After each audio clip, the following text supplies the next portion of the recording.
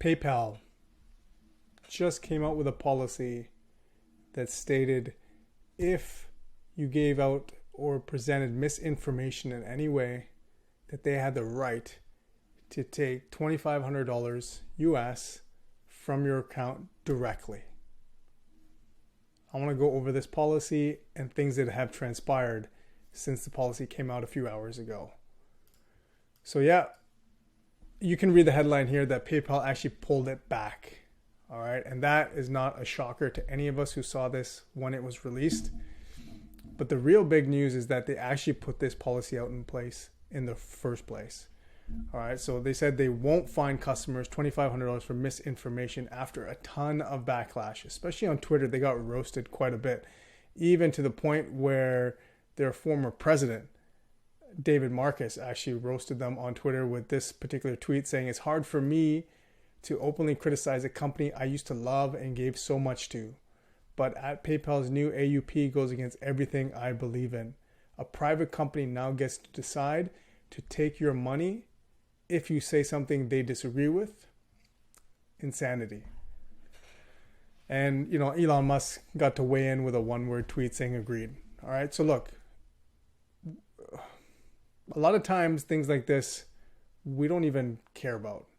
Right? It's just another big company putting out a quote unquote error. There was no error in this. This is my personal belief. The loops you have to jump through, the check balance, the checkpoints, the check balances that happen when creating these types of policies and releasing them out. I mean, there's quite a few, right? This is not a startup company where there's two guys in a garage. So there's a standard in place. There's a system in place. And so things like this, can they get leaked accidentally? Perhaps. But is it an error that they actually created this policy? Absolutely not. Absolutely not. This was thought out, by whatever brain trust was involved. It was implemented in writing, and then they released it. And then they got, punched in the mouth for it, really, by the public. So think about this. This private company gets to decide, first of all, what is misinformation, right? That's not even outlined. It's not detailed. We don't know what that is. And so they get to decide what misinformation is. And then on top of that, they can go directly into your account and take the money that they require for this particular fine. Now, thankfully, they pulled it back. But if this is something that's been released, you can bet the amount of conversations that have happened or things that have been implemented, we don't even know.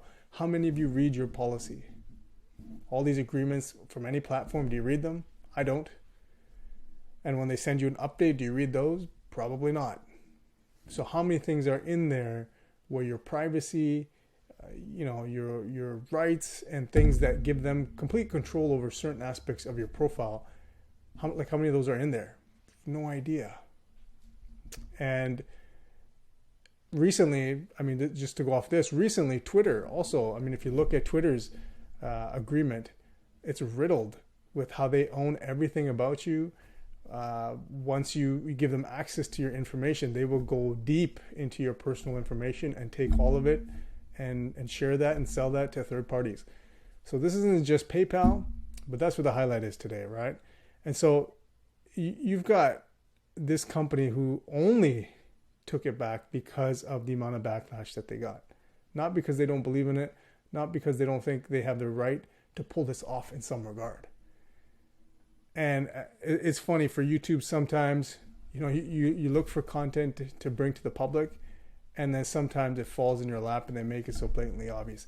This is exactly why the crypto world is on fire with owning your own assets and protecting those assets, and assets being your information. And that's, Web3 is all about us having ownership over our digital information. And we don't, and somebody can't come in here and do things at will, right? So that's one aspect. The second aspect then becomes about, central bank digital currencies, CBDCs. So the government wants you to believe that cryptocurrencies are too volatile, so we need something stable that the banks, the central banks and governments can dictate. Well, if PayPal is doing this, imagine what will happen when these CBDCs are controlled by the government and central banks.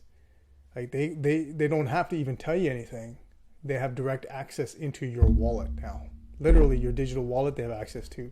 So all of these things, those of us in the crypto space, we find these things frightening and makes us shift even more so into the crypto space, because as volatile as it is, as all the kinks that need to be worked out in the crypto space, the fact that we are in here mainly to have ownership over our financial assets, but also our digital profile, that should be ours. We should dictate who can monetize off of our profile or not.